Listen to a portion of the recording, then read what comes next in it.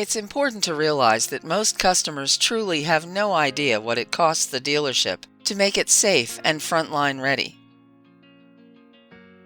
They don't think about the fact that the service department must buy parts for the vehicle, often contract outside vendors to perform needed repairs, pay technicians, pay for body shop work and materials, and then pay to have the vehicle thoroughly detailed. Some people have the idea that reconditioning is free for the dealership.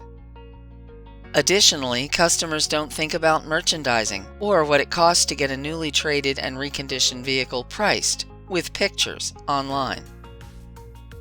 Your evaluation is in no way misleading the customer. In fact, it is leading the customer to a more realistic assessment of what their vehicle is worth.